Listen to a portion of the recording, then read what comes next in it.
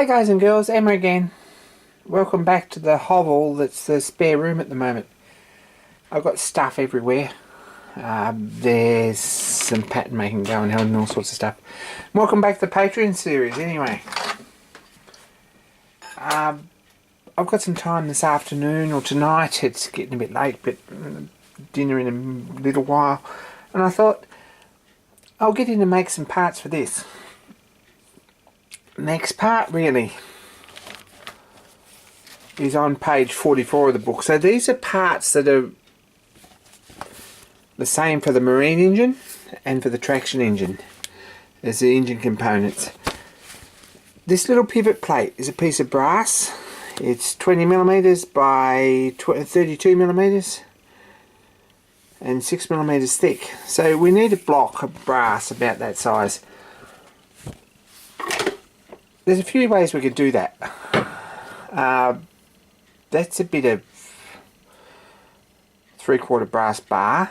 If we cut a piece off 32mm long and cut it out of there, you've got a bit of scrap that you'd use for something. That's probably an easy way to do it. Bit of work in it. If you've got a power hacksaw or a mill and a slitting saw, that's probably the easy way. This is a bit of flat, 6mm flat. It's about 38mm diameter, 38mm wide, and it's 6mm thick. That's just the thing. So I'm just going to cut a piece of this off 21mm wide and bang him in the four-jaw, trim three sides of him down till it's all nice and true and parallel. That's the easiest and quickest way to do that.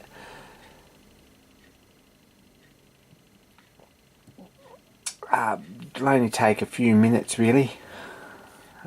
It looks like a complicated little part. We've got a great big bit of stock to start with, but if I just slice that off there and set him up on end in the three-jaw and on the four-jaw and trim him down to length, it won't need a lot off it, and then position it this way in the four-jaw and trim the side, we're going to end up with a piece of brass in sort of before dinner. So I'm going to get in and do that. So it hasn't taken me long, and I've got a block that's 32mm by 20mm by 6mm roughly. Everything's measured off the centre, so probably doesn't matter much what it is. These two holes go in here, and then the other piece is drilled to match, and these two holes in here for the air ports are drilled through the cylinder when that's all in place. So not a huge deal really to get it all sort of pretty close to nice, and as long as that fits here on this plate fairly nicely, that'll be great. So next thing is to mark the center and to mark 3mm each side from each edge for the two mounting bolts. Not a big job to drill those three holes. If you've got this far in the build, you're probably going to walk all these bits in. There's really not much to it. A few ways you could do that. You can set him up on the surface block with a scribing block. That's probably the nicest and best way to get him accurate. Pair of Jenny leg calipers is probably as good as anything if you're a bit proficient. You probably step them out with dividers, it'd probably be alright too. There are a few ways to do it. So there we go. I've just used the Jenny leg calipers. I've marked 6mm from each end, which is where the cutout is, just to give us a line there, and I've marked the centre, and I marked 3mm from each edge for the other two holes. Nice sharp centre punch. If you can't see that, just centre punch on those dots, and it's doable. Probably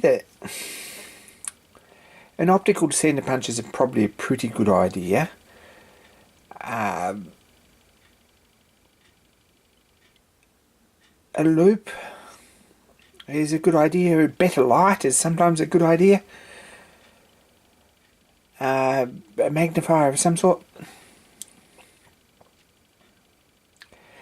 Failing all that, set up in the milling machine, use the DRO.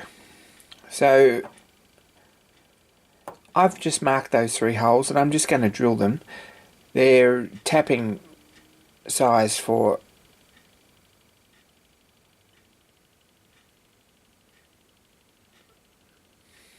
M3, the 2 outside ones, and the middle one is 3mm, because we're going to bolt this together on here and drill these other 2 holes for the 2 little screws. The stationary engine had to have studs because there wasn't room to get screws through the casting,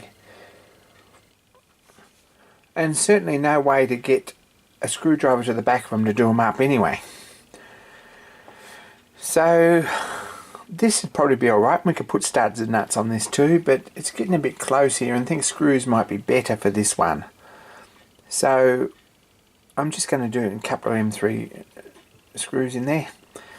This actually hangs over enough for the pipes to go in the back here to come past the... If we have a look, this will hang over enough for the pipes in here to come past the end. This one bends round in here and then there's another one goes up the chimney. But that's a little bit further down the track. Next job really is to drill these holes. Nice fast. Just touch them with a centre drill first if you're just going to hold them in a vise with your hand. Touch them with a centre drill and then nice fast drill through. Make sure they're in a vise or something so that it's easy to get hold of, otherwise there's a spin around and take your fingers off. It's brass, so remember that.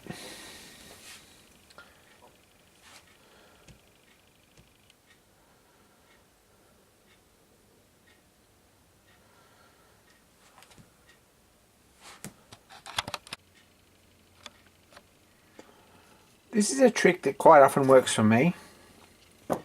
Just a toolmaker's clamp flat on the bench. This will hold things this way. It won't hold things this way. You either need a bit of weight or you need to feed a little bit slower. If you're drilling through quite thick stuff, when you get right through, it's going to pick up and grab and go like this and you're going to end up with an ugly hole. Keep a bit of pressure down on this way. And also clear the chips regularly. Clear them and clear them and clear them and clear them and clear them, and when you go through you won't have that happen. So that's the secret to that. While we're on it, we want to counterbore this for a spring. And it might do that now. It wants to be counterbored 6mm by 3mm, 2mm deep, something like that. It won't need much. Just enough to locate the spring, and that's probably something we could do now. Use a depth stop in the drill press and just counterbore him.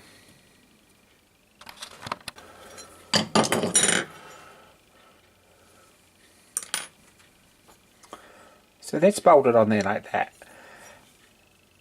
If you're concerned this is going to move, put another clamp on it. It's a pretty straightforward little job. I'm going to set this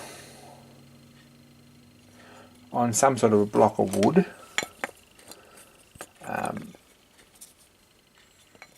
Probably something like that.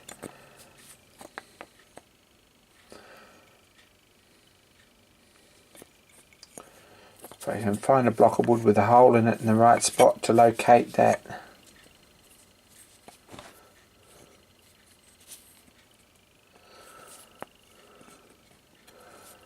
That nut.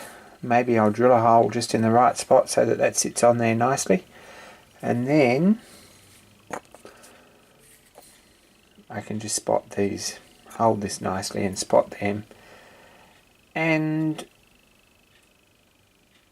drill them through, and we'll tap this block out to 3mm, and next job is to cut this out here. There's a little bit of an undercut so that the surface that the pivot comes out of doesn't actually touch on the plate. Gives us a nice bearing surface on this end and this end. That's the idea of that. So I'm going to drill these and take some time to tap them, and we'll come back and we'll put some screws in it and see how it looks. So that's that block, and I've taken the time to drill these out. I've drilled this one the same diameter as our counter bore, and these two 3mm. Found a couple of screws that'll do the job for a bit. Well, until I can get to the nuts and bolts place to get a couple of Bracos to go in here. These are out of an old computer or something. And to be honest, having said that, they're perfectly good, really. They're good 3mm screws, and if you want a source of metric screws,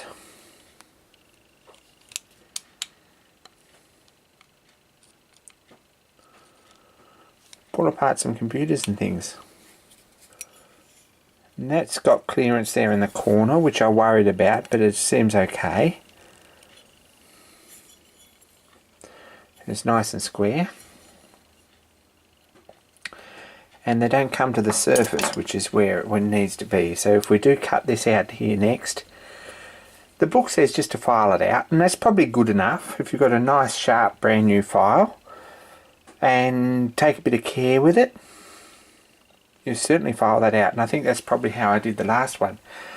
I'm probably going to set this up in the horizontal mill and just run a cut through here. Won't take much, just needs to be undersized a little bit, and that'll be the quickest and easiest way to get it nice and parallel. Let's clear the mill off and set that up and find a cutter and do the job.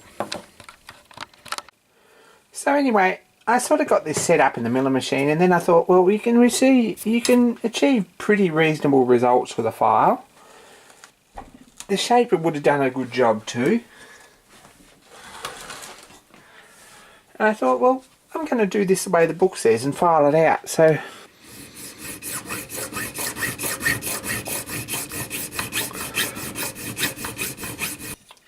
I used a couple of files. I used a square file, and I used a half round file that's got a fair bit of cut in it just to take the most of the waste out. And then we need a file with a safety edge on it to clean up. Once we've got these to the line,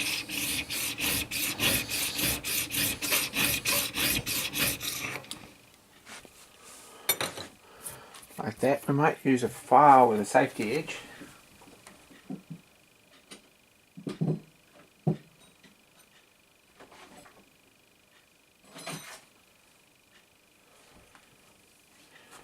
This knife file is not ideal, but it does have an edge that's smooth.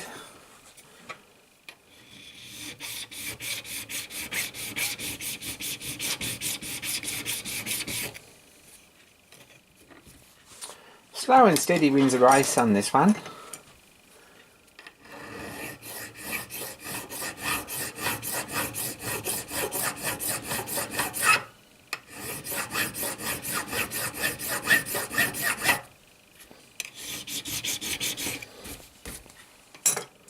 When we've got it somewhere near, I'm just going to, I think,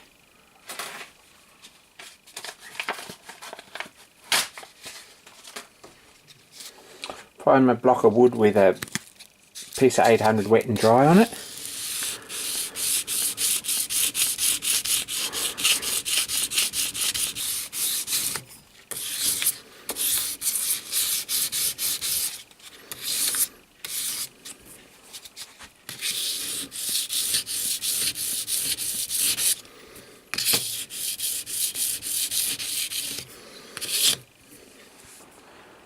And that's pretty tidy, really.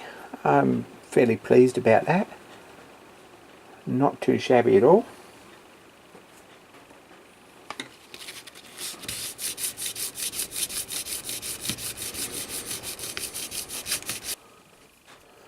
And there we go. That's that block done. That can go on the traction engine for a little while. And put all these bits back together.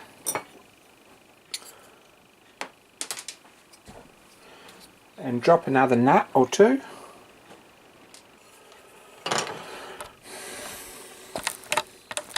And that should go through there and just be still a little bit underproud, that screw, so that's easy enough. We'll put that back together. Next job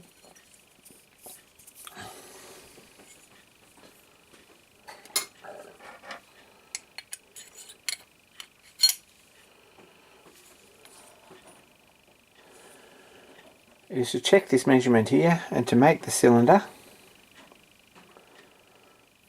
to run on here and the con rod.